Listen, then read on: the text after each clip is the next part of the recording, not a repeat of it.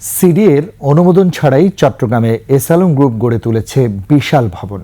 মানা হয়নি ইমারত নির্মাণ বিধিমালা, নেওয়া হয়নি ছাড়পত্র, নকশারও অনুমোদন নেই। সিডিএর চেয়ারম্যান আব্দুস সালাম এসব অবৈধ কর্মকাণ্ডে সহায়তা করেছেন বলে অভিযোগ রয়েছে।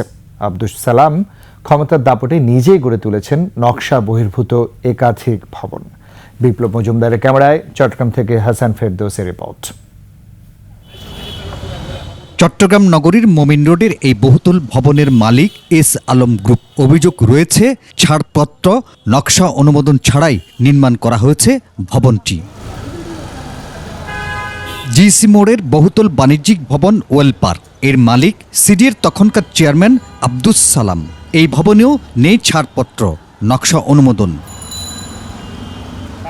ইমারত নির্মাণ বিধিমালা লঙ্ঘন করে অনুমোদন ছাড়াই এসব ভবন নির্মাণের কথা স্বীকার করেন সিডিএর এই কর্মকর্তা। পারমিশন নেওয়ার পর দেখা যাচ্ছে যে আমরা যখন অথরাইজেশন কমিটিতে প্ল্যানের জন্য আসছে তখন দেখা যায় বিল্ডিং হয়েছে, তখন সেটা প্ল্যান নিতে পারেনি, সেটা প্ল্যান হয়নি। কিন্তু ওরা প্ল্যান ছাড়া আগে করে ফেলছে, আগে ক্ষমতা দেখা করে ফেলছে। এখন যেহেতু একটা ভালো অদর হয়েছে হয়তো ইয়াটা, কিন্তু তারা প্ল্যানটা অনুমোদন হয়নি। ওয়ালটন টেলিভিশন মাত্র 25,490 টাকায় পাচ্ছেন গুগল টিভি। ডেবের নিয়মনীতি তোয়াক্কা না করে প্রভাব খাটিয়ে নির্মাণ করা হয় ব্যক্তিগত এসব বাণিজ্যিক ভবন।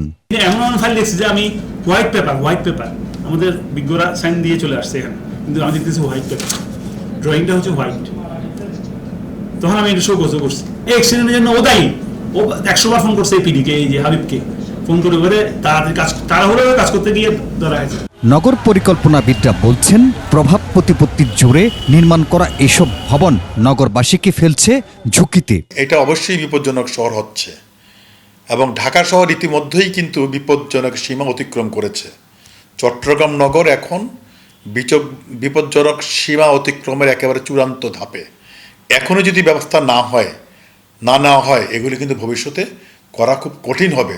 অবৈধভাবে ভবন নির্মাণকারী এবং সিডিএর দুর্নীতিবাজ কর্মকর্তাদের বিরুদ্ধে ব্যবস্থা নেওয়ার তাগিদও দিয়েছেন এই নগর পরিকল্পনাবিদ। হাসান ফেরদৌস, 21 টেলিভিশন, চট্টগ্রাম।